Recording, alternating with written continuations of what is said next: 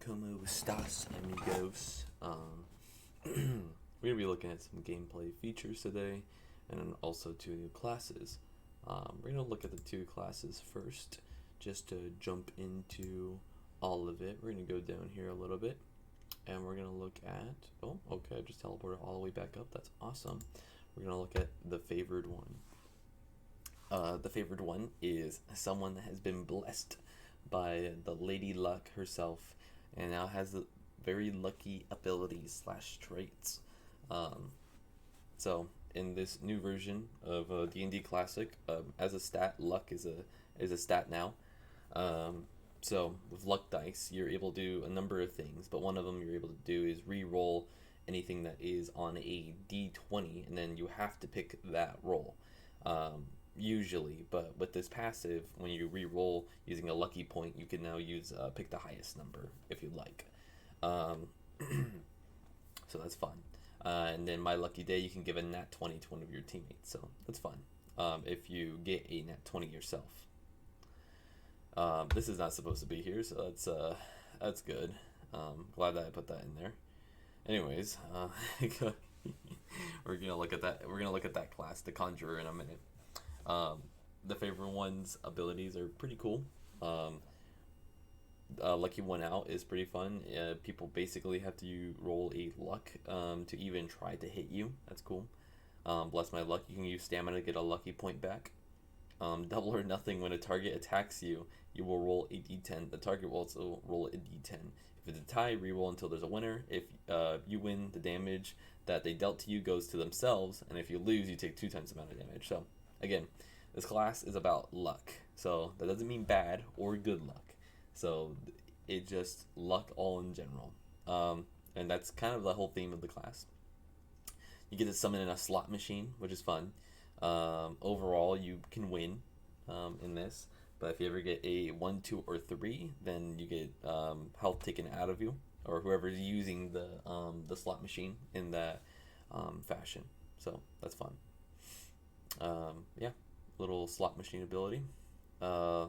Lucky not to be there is fun to me. So you basically, if something's shot, fired, or thrown at you, you can just teleport 30 feet from where you were standing because you were lucky not to be there. You can use this two different ways. There's an action, which that lasts 3 rounds, or there's a reaction version where you use it instantaneously when something hits you. You can also use this in an area effect, or you can use it 10 feet plus while falling. So pretty cool. Lucky not to be there. Beginner's luck is super unique as well. If you are placed in the top 3 of initiative, you can use this to move yourself or a willing target that you can see anywhere in the initiative list. If you are the first one in the initiative list, you can move any target that you want in the initiative list spelled like that. Oh wait, I'm retarded. Anyways, list even if they are not willing. So that's pretty cool. Wild roulette is also fun. You mark yourself and a target. Both of you have a magic target on your head. You will pick a number between 1 through 6 or 1 through d6, if that makes sense. Every time that you guys start on both of your turns, you roll a 1d6. If you or the target lands on the number that you picked in the beginning of this ability, the person that lands on that number will take 3d10 plus your luck worth of unblockable damage. If somehow it's a tie and both of you land on the same number on the same turn, the game will keep on going, but adds a 1d10 worth of unblockable damage. So that's fun. Unfortunate is just goofy and kind of aids. Basically, if someone gets lower than a 10, you can just make them take psychic damage. Bad luck is pretty cool. You can give them a bad luck effect. When you see a target, you both have. Oh, Lord, have Jesus Christ, my writing. You have to see a target, and both of you will have a luck battle. If you win, the target will suffer the bad luck effect for 3 turns. And this is what the bad luck effect. If you move 15 feet, you become prone pretty much. If the target does 30 more damage, you only take half, and then if you get a nat 20, it counts as a nat 1. So pretty AIDS ability, but it's fun. Summon wheel is fun. It's a lot like the slot machine. But what it does is it gives you, instead of like health, mana, and stamina, it gives you different abilities like more damage, double the speed, a luck point. You can't be lower than 5 health. I mean, that's pretty good. So, yeah, but also you can lose, every single turn you can lose 25 health if you roll really bad. It's a 50-50, I think. Yeah. Worth it. When a creature dies in front of you, you can make them explode in a pile of coins. That's cool. Lucky number. So this is a new thing that has been recently added, where you can use an ability slot to have it as a if ability slot. They're gonna be maybe renamed to class slots, and with the class or ability slots, whatever I rename them to or not, you can put in a passive ability. So obviously, being a passive, every time you take a long rest that's more than 5 turns, you can pick a number between 1 through 20, not 1 or 10, to be a critical number. So what that means is that you could put like a 5 and it counts as a critical success, like a nat 20. So that's fun. Bad number. This is also a passive. When you get a nat 1, you get 1d10 plus 3 of overhealth for 18 seconds, which stacks. So if you get a nat 1, you get overhealth. That's pretty unique.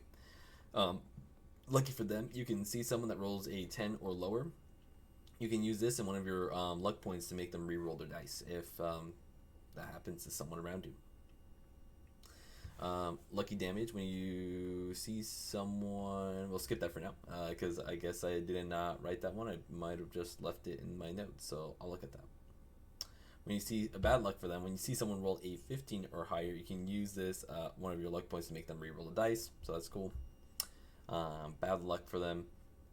This is more of like the same as the bad luck, like the bad luck effect that you give to one person, but this is a field of a bad luck energy that you can hit with multiple targets, so that's fun.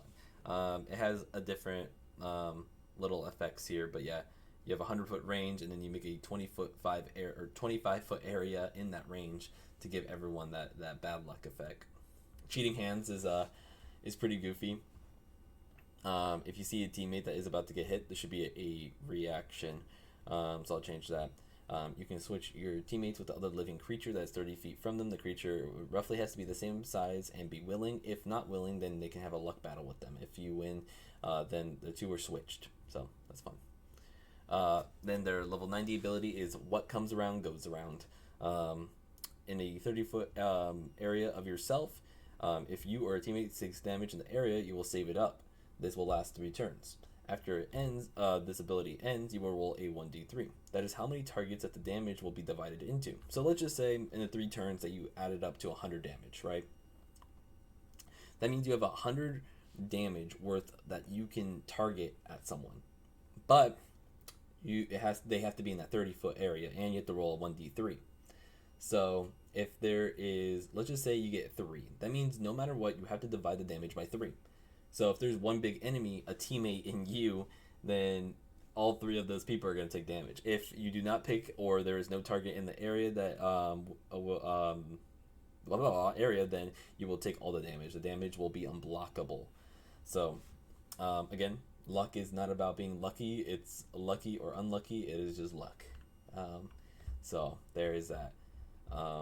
So the whole class is pretty much based on, I mean, every class is kind of based on luck, because, I mean, we play with fucking dice. But this is a little bit more, you need to have a little bit more luck on your side. So that's fun. We're going to look at Conjure.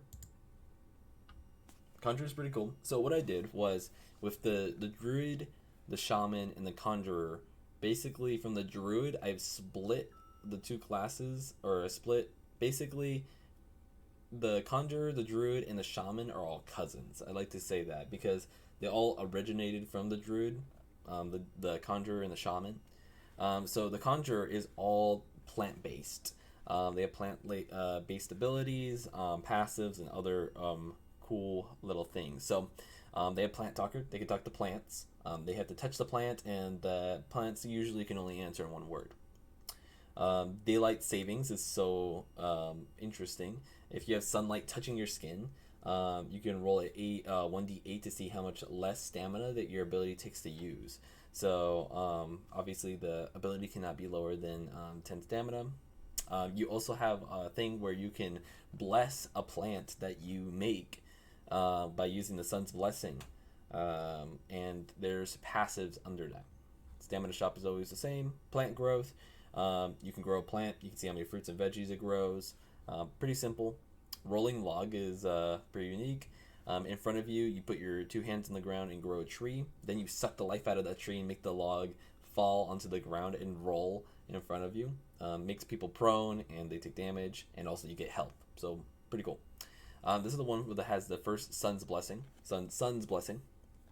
You make a thorny whip. The whip does 3d6. It does some damage. It has a range. It lasts until you stop using your bonus action. And it takes an attack action to use the whip. But you can use the Sun's Blessing, and as long as the Sun's Blessing is on your whip, it lasts forever. Also, it does more damage and has a longer reach. So a Sun's Blessing, basically use an action to activate the Sun's Blessing, but after that, it only takes 5 stamina to keep it up. So there's that. A giant living fly trap.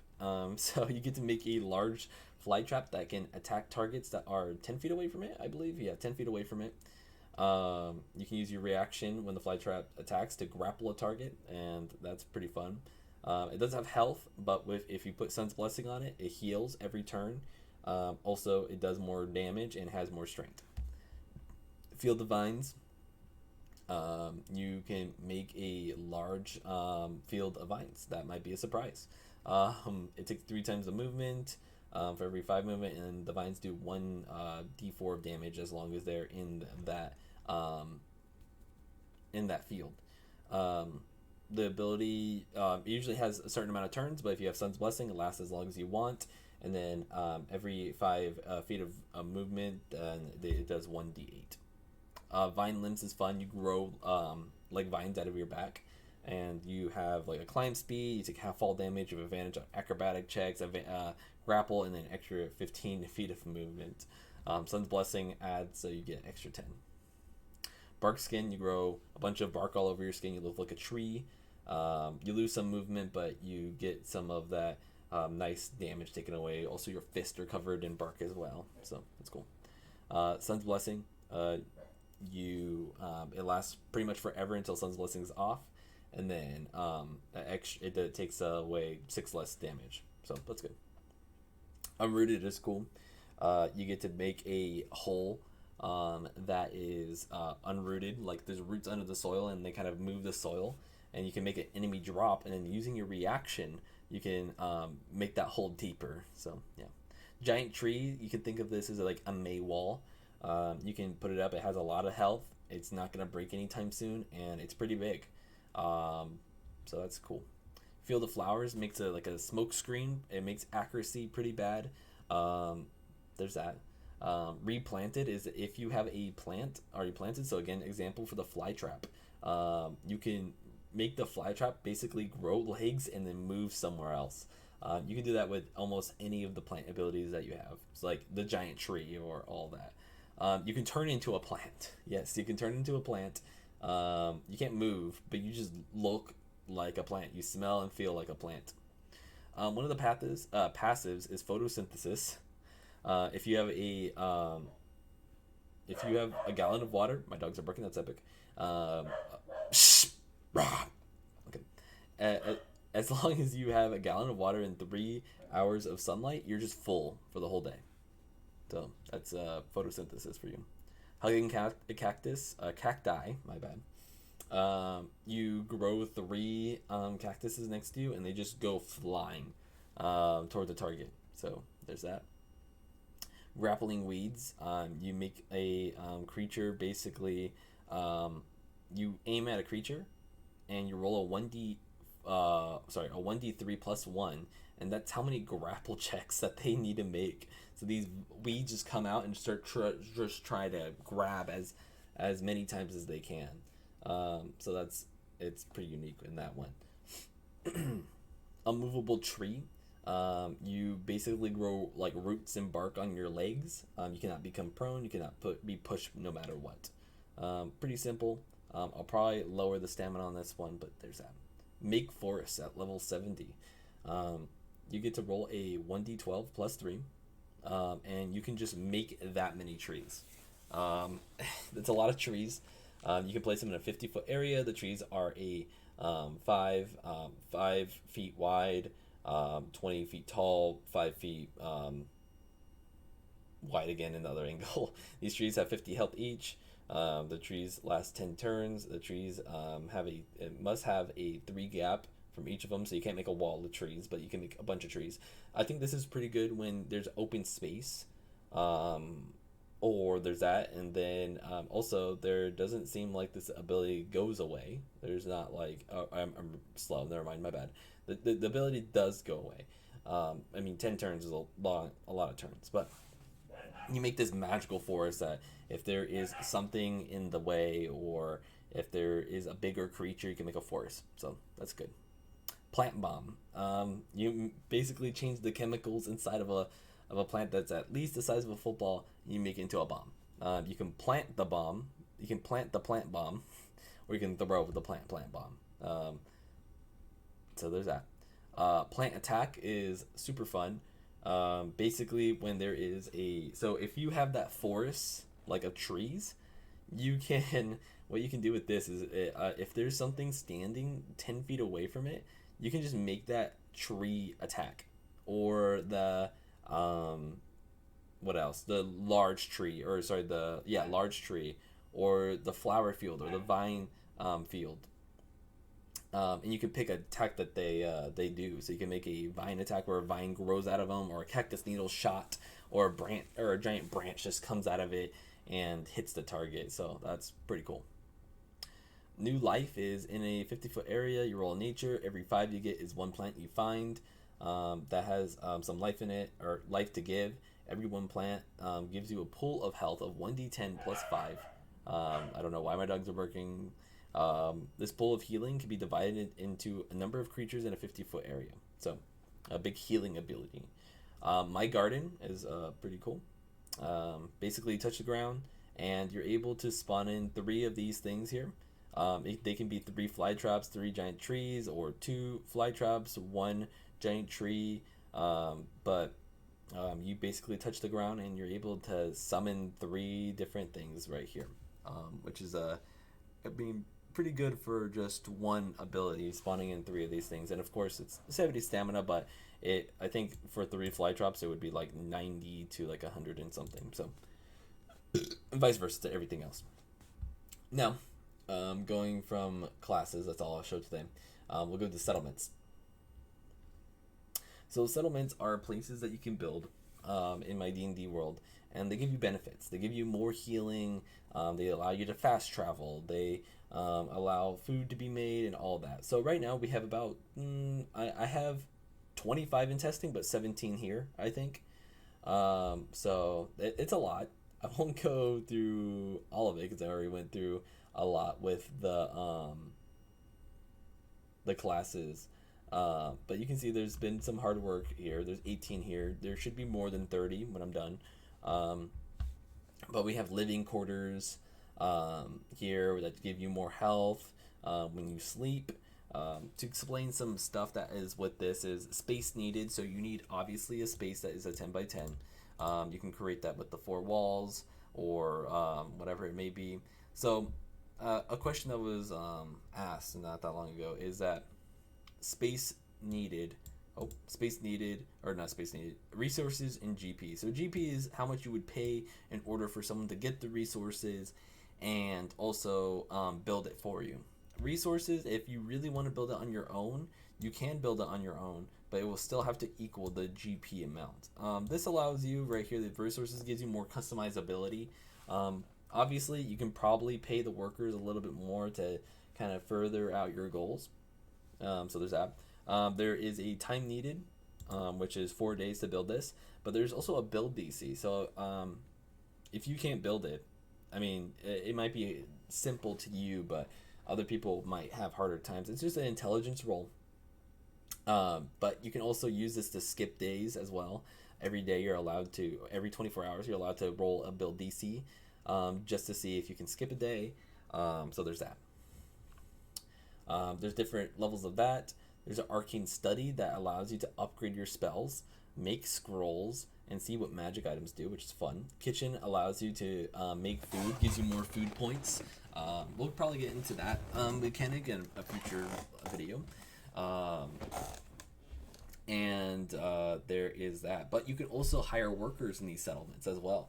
So if you find NPCs in your world and you want to start your village, this allows you to make your own village with base rules set in the game already. So we don't have to make up our own rules or whatever it may be. There's already rules in place for that.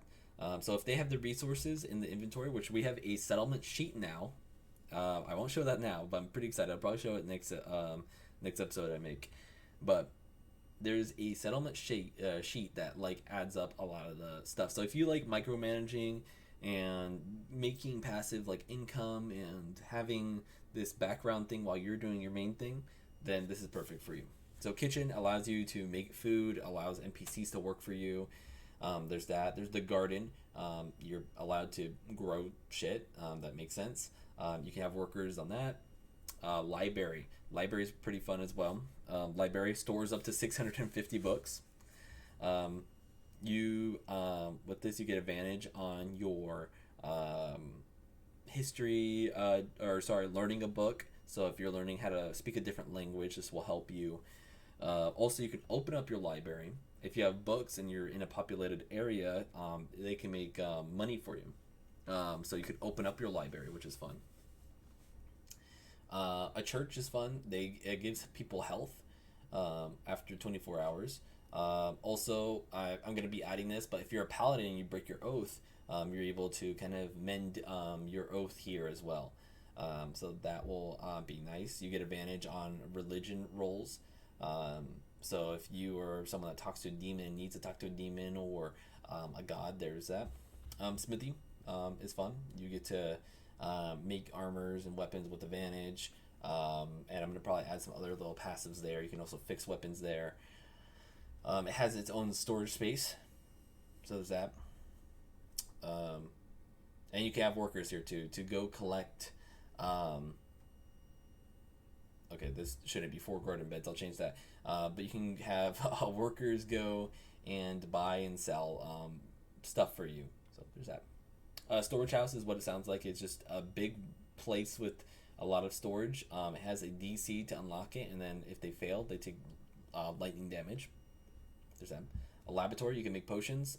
It takes less money to make potions. You have advantage on making potions, and it takes 5 less hours to make potions. So that's good. Gambling hall is fun. You need workers for this. So this is one that you need workers, or you and your party can be those workers. But you basically get to gamble your money away. You can also use your luck points to get more money. But NPCs come in, they gamble, they have a hoot and a holler. There should be 20, not 10.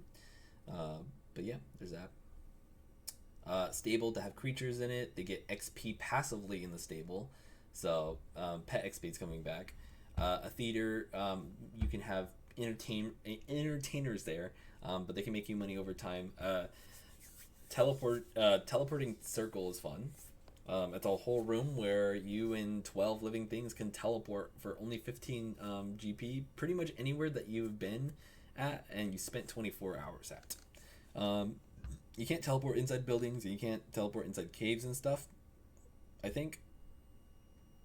I love how I spelled that, that's cool. Pretty unique.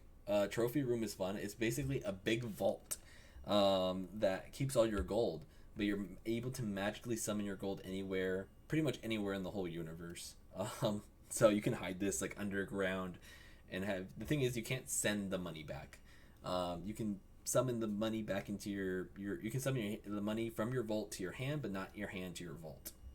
So there's that. Pretty fun. It has a DC and then it shocks you. Archive is cool. Basically there's a guy that sees everything that you're seeing and you get advantage on history checks. So there's that. Medication chamber. I haven't worked on that yet, but it's being worked. So there's a lot of buildings here that have unique abilities and stuff. And you have any ideas as well that what some stuff should have? I know I scrolled past it. Then we can probably add them now. But that's pretty much the video for today. We'll probably be talking about settlements a little bit more, like more rules based. And next episode, we'll probably check out maybe a couple more classes. Also, the new system of like mixing races, maybe 2 new body modifications. But yeah, I think that's pretty much it. Y'all have a good one. Bye bye.